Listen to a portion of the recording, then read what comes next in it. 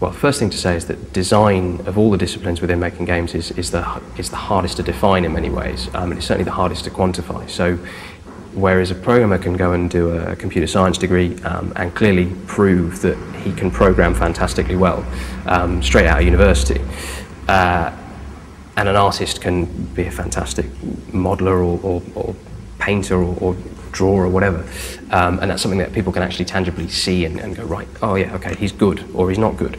The design side traditionally has always been very difficult, because unless you've actually designed a game and had it published, you haven't got anything to show. That's changing massively, and it has changed massively largely because of the rise of user-created content. So things like Little Big Planet on the PlayStation, and that's probably the best example right now, and even the rise of stuff like Flash on the internet and so on. You can teach yourself Flash, and you can certainly teach yourself any number of things. There's a program called SketchUp, for example, which is more of an artist tool, but it can easily be used to demonstrate design skills and design ability. And these things are free, and they're out there, and they are easy to learn, or many of them are. So I would absolutely suggest to anyone looking to get in that, you know, don't turn up on our doorstep just saying, I've got a great idea for a game.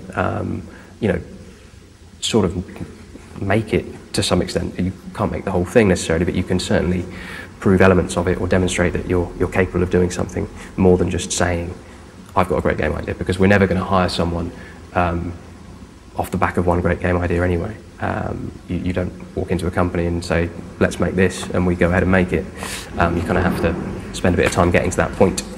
First and foremost is to make sure that any communication you have with any company is, one, very professional, and two, tailored to some extent to the company you're talking to. As I say, there's this kind of awful catch-all word that is gamer, that people think of as, you know, oh, I'm a gamer. Well, that means nothing, really. There are so many games out there, and there are so many types of game and so many ways in which to play them. You might be completely wrong. You might not be interested in making a game like we make. You might be a fantastic games designer waiting to get out somewhere else.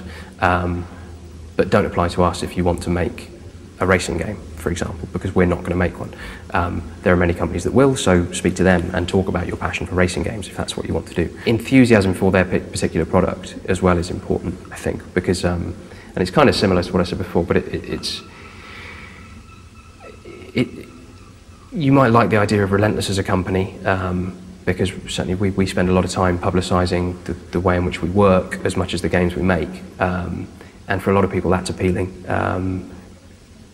but it's still not going to be appealing to them if they'd rather be making something else, because you still have to care about what you're making on a day-to-day basis.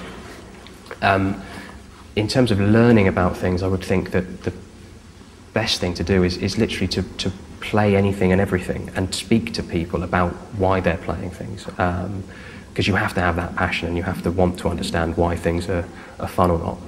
10 years ago, when I was saying at school I want to be a video games designer, there weren't many other people saying that, because people didn't really understand it as a viable career.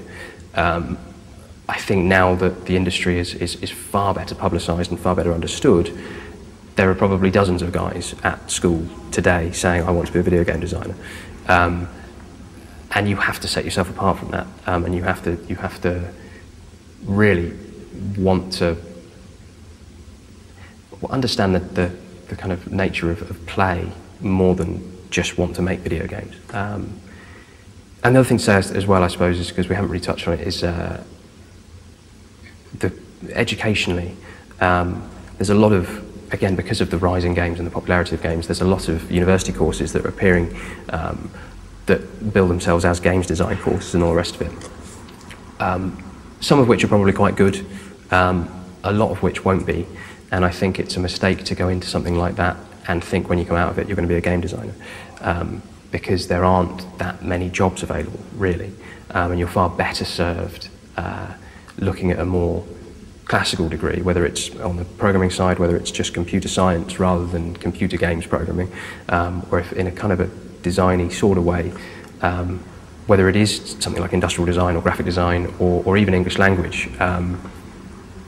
do something like that and then move into games would be my absolute recommendation, because there's no, if you come out of a games design degree with a 2-2 and can't find a job in games design, well, I'm not really sure what you do. And you won't be as much use to us anyway as someone who's got a more, as I say, a more classical degree.